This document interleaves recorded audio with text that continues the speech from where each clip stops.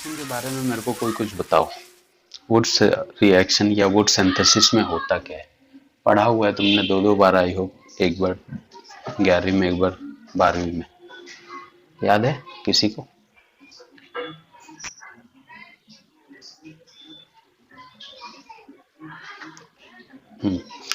जब भी हम लोग अल्काइल हैलाइड को सोडियम से ट्रीट करते हैं in presence of dry ether, तो हमको एक एल्केन मिलता है।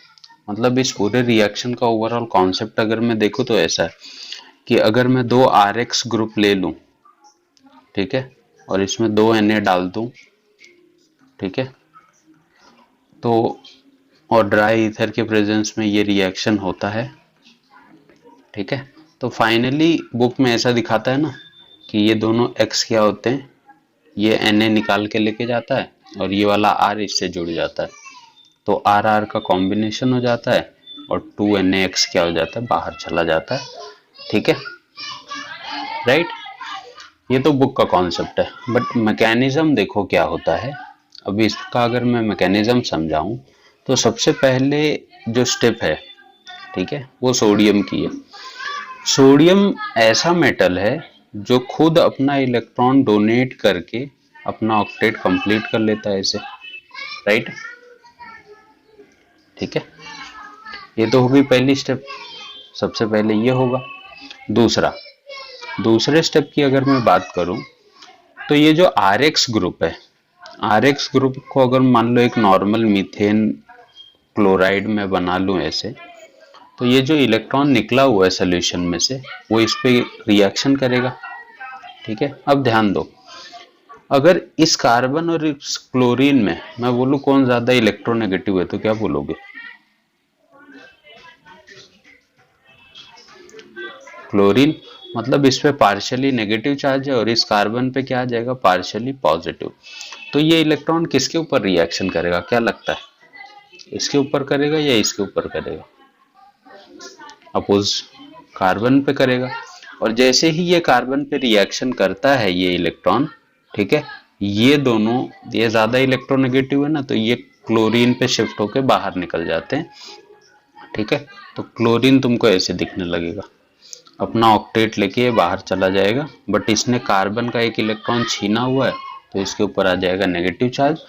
और कार्बन पे क्या बन गया, 3 हाइड्रोजन तो थे, बट एक इलेक्ट्रॉन आने की वजह से क्या बन गया, इस पे फ्री रेडिकल बन गया, ठीक है।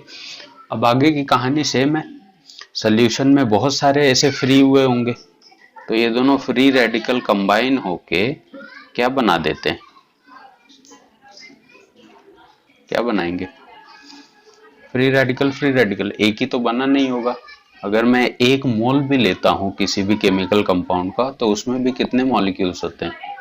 10⁻23। मतलब कितने बिलियंस ट्रिलियंस मॉलिक्यूल होंगे। तो ऐसे बहुत सारे बनेंगे, तो आपस में ये कंबाइन हो जाएंगे और क्या बना देंगे, CH3 सिंगल बॉन्ड CH3, ठीक है। तो बन गया तुम्हारा फाइनली एल्केन। तो इस रिएक्शन का ये पूरा मैकेनिज्म है, ऐसे प्रोसीड होता है, बट बचकाना रिएक्शन है तो बहुत ज़्यादा टेंशन लेने की ज़रूरत नहीं है। इसमें कुछ चीज़ें ध्यान देने वाली ये हैं, ये चीज़, ठीक है। जब भी कोई मोर इलेक्ट्रोनेगेटिव एलिमेंट, ठीक है, इलेक्ट्रॉन छीन के अपना ऑक्टेट कंप्लीट करके बाहर निकल जाता है, तो ऐसे ग्रुप को हम लोग बोलते हैं लीविंग ग्रुप, ठीक है। आगे बहुत बार ये वर्ड रिपीट होगा, इसके लिए मैं बता दे रहा हूँ, ठीक है। जो इलेक्ट्रॉन छीन के अपना ऑक्टेट कंप्लीट करके सोल्यूशन में निकल जाए फ्री स्टेट में, उसको हम लोग क्या बोलते हैं, लिविंग ग्रुप। तो यहाँ पे लिविंग, कौन लीव किया, यहाँ पे क्लोरीन लीव कर रहा है, तो क्लोरीन को क्या बोलोगे, लिविंग ग्रुप। ऐसे बहुत सारे ग्रुप देखेंगे। दूसरी चीज ये कि हम लोग यहाँ पे ड्राई ईथर क्यों यूज करते हैं, क्या रीजन है? अब देखो, हमको एक मीडियम चाहिए था। मीडियम मतलब ये जो इलेक्ट्रॉन निकल रहा है, इसको मूव होने के लिए जगह भी तो चाहिए, ठीक है। इलेक्ट्रॉन मान लो फ्री हो गया पाउडर फॉर्म में, तो मूव कैसे करेगा? इसीलिए हम लोग क्या लेते हैं, ड्राई ईथर लेते हैं, ताकि ये क्या कर सके, एक मीडियम प्रोवाइड कर सके इसको। तो ये इलेक्ट्रॉन इजीली मीडियम जैसे इसको मिलता है, तो इजीली ट्रैवल करके ये सब कंपाउंड बनाता है। अब तुम्हारे दिमाग में क्वेश्चन ये है कि सर हम लोग ने ड्राई ईथर ही क्यों लिया, हमारे पास तो बहुत सारे ऑप्शन है, वाटर है, ठीक है, अल्कोहल है, बहुत सारी चीजें। तो हम लोग वो भी तो ले सकते थे। तो उसका आंसर ये है सर कि अगर तुम यहाँ पे वाटर ले लोगे तो ये सोडियम जो है, ठीक है, सबसे पहले वाटर से ही रिएक्ट कर जाएगा। मालूम है ना, सोडियम बहुत तेजी से रिएक्शन करता है वाटर और मॉइस्चर से। तो ये क्या करता है, सोडियम पहले उससे ही रिएक्ट कर लेगा और इतना तेजी से रिएक्शन होगा कि फ्लेम जनरेट होगी, और फ्लेम जनरेट होगी तो ये अल्काइल हैलाइड जल के राख हो जाएगा। ठीक है, इसीलिए हम लोग कोई ऐसा सॉल्वेंट लेते हैं जो क्या हो, इनर्ट हो। इनर्ट मतलब जिसकी रिएक्टिविटी बहुत कम हो। ठीक है, तो ये एक टाइप का इनर्ट सॉल्वेंट होता है। ठीक है, जो रिएक्शन में पार्टिसिपेट ही नहीं करता है, सिर्फ ये क्या करता है, एक टाइप का मीडियम प्रोवाइड करता है। वाटर अल्कोहल में क्यों नहीं यूज कर रहा हूं as a solvent, because due to high explosive reaction. Doubt है कुछ यहां तक?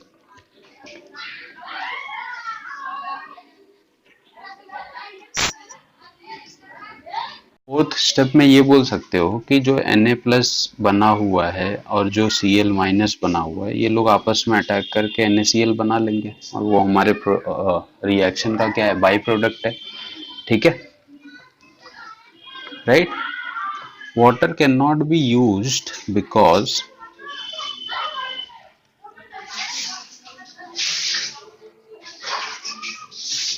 क्यों? क्योंकि अगर ये डायरेक्ट सोडियम ने वाटर से रिएक्शन कर लिया, ठीक है, तो सबसे पहले तो क्या बन जाएगा, NaOH बनेगा स्पीड में एकदम। ठीक है, दूसरा रिएक्शन को बैलेंस करना है तो ऐसे कर लो, 2NaOH बन जाएगा, प्लस हाइड्रोजन गैस भी रिलीज होती है। और हाइड्रोजन गैस क्या होती है मालूम है, हाईली फ्लेमेबल होती है। तो इस सोल्यूशन में जो आग लगेगी उसको और ये बढ़ाने का काम करेगा। ठीक है, जिसकी वजह से हम लोग वाटर को एज अ सॉल्वेंट या मीडियम नहीं यूज कर सकते। वही केस होगा तुम्हारे अल्कोहल के भी साथ। तो अल्कोहल में भी हाइड्रोजन रिलीज होगा, तो जिसकी वजह से अगेन तुमको वही चीजें देखने को मिलेंगी। इस वजह से हम लोग इनको, इनके कुछ कैरेक्टरिस्टिक्स हैं और कैरेक्टरिस्टिक काफी इंपॉर्टेंट है, तो नीचे ऐसे लिख लो।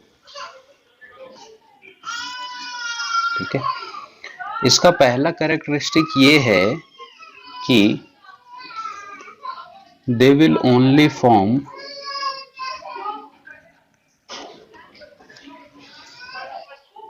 symmetrical alkane। ठीक है, सिमेट्रिकल अल्केन से बोलने का मतलब क्या है कि इसमें तुमको हमेशा यही प्रोडक्ट देखने को मिलेगा, जैसे CH3 सिंगल बॉन्ड CH3, या फिर मैं बोल दूं CH3 CH2 CH2 CH3। Symmetrical alkane समझते हो, जहां पे तुमको सिमेट्री दिखाई दे। अगर इसको मैं बीच से काट दूं तो इस साइड भी दो कार्बन, इस साइड भी दो, इसको बीच से काट दूं तो ये, मतलब अगर मैं तुमको बोलूं कि कुछ ऐसा प्रोडक्ट बनेगा क्या, तो तुम बोलोगे कि ऐसा प्रोडक्ट नहीं बनेगा। ऐसा नहीं बनेगा ऐसा मैं नहीं बोल सकता। ठीक है, बहुत लोग के पास क्वेश्चन होता है कि सर अगर मैंने ऐसे ले लिया होता CH3Cl plus 2Na plus Cl CH2 CH3, इसको अगर मैं ड्राई ईथर के प्रेजेंस में रिएक्शन करवा दूं, तब तो यहाँ से दोनों NaCl निकल जाएंगे बाहर और हमको प्रोडक्ट मिल जाएगा। ठीक है, ऐसा तुम्हारे दिमाग में भी क्वेश्चन होगा, आई होप। तो बन तो गया सर, बट ऐसा क्यों नहीं होता मालूम है तुमको? ऐसा इसलिए नहीं होता है क्योंकि इंडस्ट्रीज में जो रिएक्शन किए जाते हैं, ठीक है, रिएक्शन देख लो, ये रिएक्शन जब प्रोसीड हुई होगी तो मैंने तुमको क्या मैकेनिज्म बताया, एक तो CH3 फ्री रेडिकल बन गया होगा सोल्यूशन में, और एक क्या बन गया होगा, CH2 CH3 फ्री रेडिकल। एक ही थोड़ी बने होंगे, हजारों लाखों बने होंगे। ठीक है, तो मान लो बहुत सारे CH3 बन गए, बहुत सारे CH2 CH3 फ्री रेडिकल बन गए। अब इनसे देखो मेरे पास प्रोडक्ट की पॉसिबिलिटी क्या क्या होती है। मैं तो इस फ्री रेडिकल को इससे ज्वाइन करके ये बना सकता हूँ। ठीक है, मैं इस फ्री रेडिकल को इससे ज्वाइन करूँ तभी भी ये बनेगा, बट अगर मैं इन दोनों को ज्वाइन कर लूँ तो CH3 सिंगल बॉन्ड CH3, और ये दोनों भी तो आपस में ज्वाइंट हो सकते हैं, तो जिससे तुमको ब्यूटेन भी मिल सकता था। ठीक है, अब मान लो इंडस्ट्री में रिएक्शन किया जा रहा है मीथेन बनाने के लिए, और तुम्हारे प्रोडक्ट में इतनी चीजें बन गई, और अपने को पता ना मीथेन, इथेन, प्रोपेन, ब्यूटेन चारों कौन से फॉर्म में होते हैं? गैसियस फॉर्म में होते हैं, स्टार्टिंग के 4 अल्केन, जिससे तुम्हारा सीएनजी एलपीजी बनता है। मेरे को बनाना था इथेन और बन गया मेरे पास ये मिक्सचर, और ये तीनों मिक्सचर किस फॉर्म में बने? गैसियस फॉर्म में। ठीक है, गैसियस फॉर्म में बन गए हैं। अब मेरे को अगर इसमें से खाली इथेन चाहिए, तो तुम लोग सोच सकते हो कि मेरे को कितनी मेहनत करनी पड़ेगी इसको सेपरेट करने के लिए, क्योंकि तीनों भी गैसीय स्टेट में एक ही कंटेनर में। तो मैं इथेन कैसे उसको निकाल तो सकता हूँ, ठीक है, डिस्टिलेशन, फिर ये फ्रैक्शनल डिस्टिलेशन, ये सब करके हम लोग ये निकाल सकते हैं, लेकिन कितना मचान करना पड़ेगा उसके लिए, ये करो वो करो। ठीक है, इसीलिए हम लोग इससे सिमेट्रिकल एल्कीन बनाते हैं, खाली एल्केन बनाते हैं। ठीक है, मिक्स्ड एल्केन इससे हम लोग नहीं बनाते, क्योंकि मिक्स्ड एल्केन बनाते टाइम तुम्हारी एक्सपेक्टेशन कुछ और होगी और प्रोडक्ट कुछ और बन जाएगा। ठीक है, इसीलिए इससे ये बना तो सकते हो तुम अनसिमेट्रिकल वाले, लेकिन हम लोग इंडस्ट्रीज में ये सब बनाते नहीं है। ठीक है, तो जितना तुम गैस फॉर्म करोगे उससे ज्यादा तुम्हारा खर्चा हो जाएगा, तो कोई वर्थ नहीं निकलता। तो इसीलिए प्रॉपरली हमको जो चीजें चाहिए होती हैं हम लोग उसी का सिमेट्रिकल फॉर्म बनाते हैं, इससे कॉम्बिनेशन नहीं बनाते। समझा? इसका सेकेंड कैरेक्टर तुम लोग अगर मुझे समझा सको तो ज्यादा अच्छा है। दैट एल्काइल ग्रुप जो इसमें हम लोग लेते हैं, ठीक है, जो तुम्हारा आर ग्रुप होता है, दैट शुड बी प्राइमरी।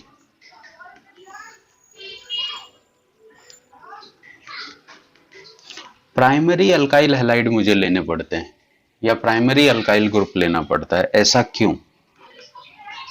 बताओ रीजन। ठीक है, मैं बताऊं?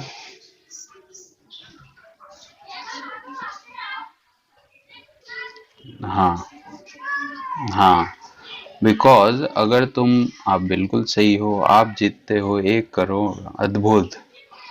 सेकेंडरी और टर्शरी जो एल्काइल होगा वो क्या देने लगेगा? Gives disproportion reaction.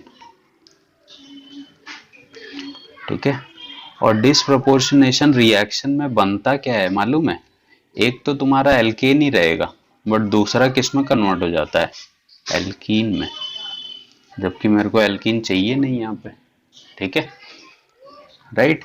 तो इसी वजह से हम लोग एल्काइल ग्रुप जो इसमें लेते हैं वो सिर्फ क्या लेते हैं? प्राइमरी। ठीक है, सेकेंडरी भी ले लेते हो या टर्शरी भी ले लेते हो, तो सेकेंडरी में भी डिसप्रोपोर्शन का ऑप्शन था अपने पास, और टर्शरी तो पक्का डिसप्रोपोर्शन ही शो करेगा। ठीक है, इसीलिए secondary we can not deal with secondary end. Third इसका जो कैरेक्टर है, मान लो कि अपने पास कोई बेंजीन का हैलाइड है ऐसे। ठीक है, तो मेरे को पता है ना, मैं इसमें भी Na डाल के इसका ऐसा प्रोडक्ट बना सकता हूं क्या? पॉसिबल है कि नहीं है? प्राइमरी, ये बेंजीन अपने को पता है ना आर ग्रुप होता है, प्राइमरी अल्काइल है, एक बेंजीन दूसरे से कंबाइन हो जाएगा और दोनों Cl निकल जाएंगे Na के साथ, 2NaCl बन जाएगा।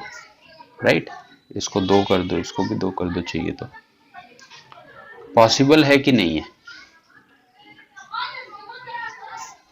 पॉसिबल तो है, बट एक दिक्कत क्या आती है मालूम है? यहाँ पे ये जो क्लोरीन का लोन पेयर होता है ना, ये इसके साथ रेजोनेंस करता है, ये भी हमको पता है। रेजोनेंस करने की वजह से क्या होता है, ये रेजोनेटिंग स्ट्रक्चर जल्दी सोडियम से रिएक्शन नहीं करते हैं। ठीक है, तो हमको क्या करना पड़ता है? बाहर से एनर्जी देनी पड़ती है। तो बहुत सारे केसेस में तुमको यहाँ पे दिखेगा टेम्परेचर, लेकिन ये टेम्परेचर देने की वजह से एक और दिक्कत आ जाती है। ये जो ड्राई ईथर होता है ना, जब इस मॉलिक्यूल को तुम अपन अभी तक क्या कर रहे थे? ड्राई ईथर के प्रेजेंस में कर रहे थे। तो जैसे ही इसको तुम हीट करोगे ना, ड्राई ईथर इनर्ट होता है, ज्यादा रिएक्टिव नहीं होता है, तो ये एवोपरेट होने लगता है, और जैसे ही थोड़ा टेम्परेचर दोगे तो ड्राई ईथर निकल जाता है। अब ड्राई ईथर निकल जाएगा तो सोल्यूशन में मीडियम कौन बनेगा? इसीलिए इस एरोमेटिक हैलाइड में हम लोग ड्राई ईथर नहीं यूज करके हम लोग एक नया सॉल्वेंट यूज करते हैं, that is THF। THF is your tetrahydrofuran. ठीक है, ये टेट्रा हाइड्रोफ्यूरैन का स्ट्रक्चर अगर तुम देखोगे तो कुछ ऐसे दिखता है तुमको, राइट। और इसकी जो बॉइलिंग पॉइंट होती है, तुम बोल सकते हो it has high boiling point, hence used as क्या, सॉल्वेंट, राइट, या मीडियम तुम लोग बोल लो। तो एरोमेटिक वाले केस में हम लोग ड्राई ईथर को एज अ मीडियम नहीं यूज करते हैं। ठीक है, क्या यूज करोगे, THF, समझा, टेट्रा हाइड्रोफ्यूरैन। ये भी तुम लोग ही मुझे बता सकते हो, तो बताओ कि RI बॉन्ड जल्दी रिएक्शन करेगा वुड सिंथेसिस में, RBr करेगा, RCl करेगा या RF करेगा, कौन जल्दी रिएक्ट करेगा वुड सिंथेसिस में रिएक्शन?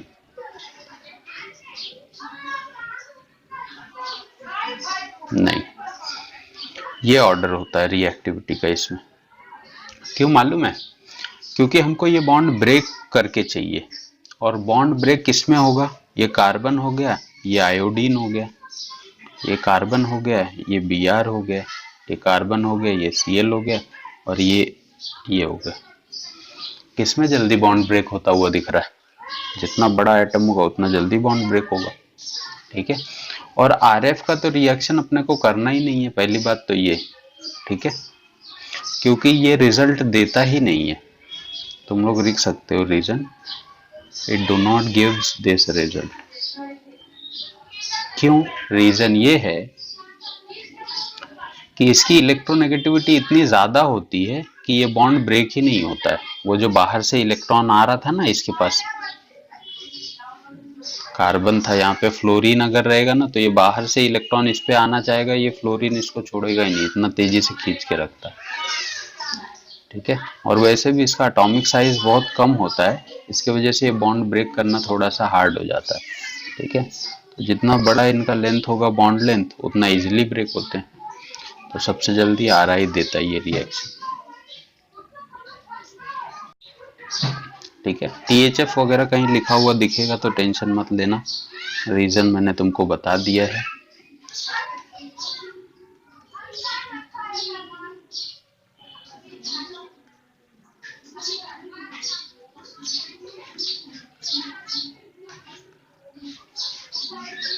बचकाने प्रोडक्ट है, बट थोड़ा ध्यान में रखना, टर्शरी विर्शरी आएंगे तो उनका क्या करना पड़ेगा।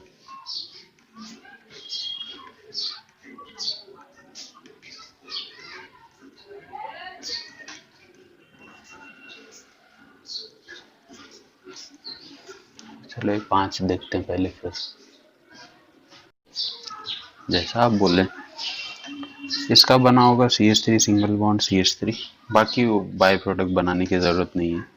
ठीक है, बना लोगे तो भी अच्छा है। इसका क्या बना, ब्यूटेन। इसमें देखो टर्शरी वाला कार्बन का केस है, मतलब कॉम्बिनेशन की पॉसिबिलिटी तो है ही नहीं, डायरेक्ट क्या होगा, डिस्प्रोपोर्शनेशन होगा। तो तुम इसको बनाने को एक तो बना सकते हो डायरेक्ट, ठीक है, एक तो ऐसे ही रह जाएगा, बट दूसरे के साथ क्या हो जाएगा, ऐसे डबल बॉन्ड, राइट। डिस्प्रोपोर्शन का केस है ना। अब ये वाला जो है, ये वाला जो है, इसमें सेकेंडरी का केस है, और सेकेंडरी वाला मेरे को पता है कि कंबाइन भी करता है और दूसरा डिस्प्रपोर्शन भी करता है। ठीक है, तो अगर ये कंबाइन हुआ होगा तो कॉम्बिनेशन के केस में तो ये प्रोडक्ट शो करेगा, बट अगर ये डिस्प्रपोर्शनेट हुआ होगा तो ये प्रोडक्ट शो करेगा, दो। तो ये इसका कॉम्बिनेशन का रिजल्ट है और ये दोनों इसके डिस्प्रोपोर्शनेशन के रिजल्ट है। ये तो बचकाना है, इसमें कोई दिक्कत नहीं आनी चाहिए थी, डायरेक्ट ऐसे बन जाएगा। ठीक है, जब यहाँ से Br निकल जाएगा, यहाँ से Cl निकल जाएगा, तो एक एक फ्री रेडिकल बचेंगे यहाँ पे, और ये दोनों फ्री रेडिकल मिलके क्या बना देंगे, यहाँ पे डबल बॉन्ड।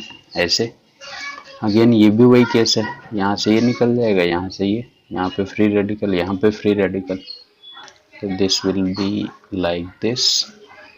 इसका एक फ्री रेडिकल Cl यहाँ से, Br यहाँ से, फ्री रेडिकल इस पे, फ्री रेडिकल इस पे। ये प्रोडक्ट भी बनाया था देखो मैंने लास्ट टाइम, ऐसे करके ऐसे बन जाएगा, ठीक है। इसमें यहाँ से Cl, यहाँ से Cl, यहाँ पे फ्री रेडिकल, यहाँ पे फ्री रेडिकल, तो 2 हेक्सेन बन जाएंगे ऐसे, समझा।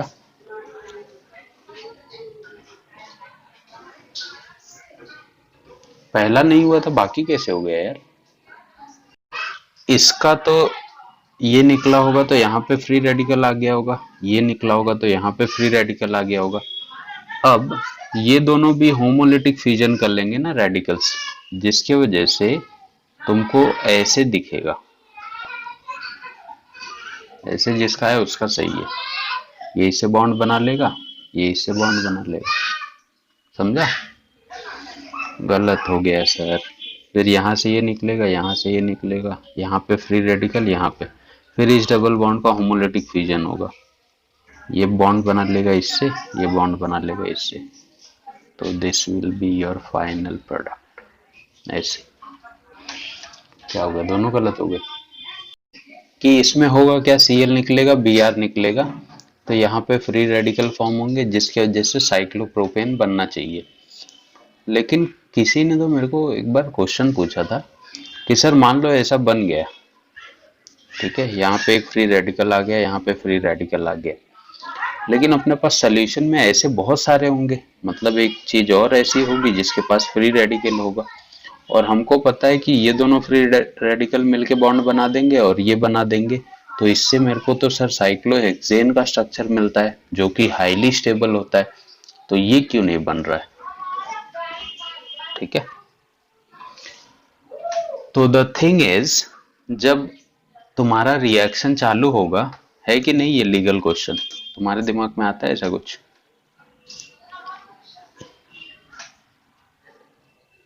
हाँ भी आया होगा, चल ठीक है। तो द थिंग इज, जब रिएक्शन चलती है ना, तो वहां पे स्टेबिलिटी जल्दी मैटर नहीं करती है, स्टेबिलिटी तो एंड में हम लोग देखते हैं, बट जब रिएक्शन में इंटरमीडिएट बनते हैं तो इंटरमीडिएट जितना नजदीक से स्टेबल हो सकता है वो उतना जल्दी बॉन्ड बनाएगा, ठीक है। तो जैसे ही यहाँ पे 2 पेयर फॉर्म होंगे, ये लोग इसका वेट थोड़ी करेंगे कि ऐसा कोई और आए फ्री रेडिकल के मैं बॉन्ड बनाऊं, यहाँ पे जैसे ही रेडिकल फॉर्म होंगे ये बॉन्ड बन जाएगा, तो इसका प्रोडक्ट यही बनेगा, ये नहीं बनेगा, ये मेरा बोलने का मतलब था।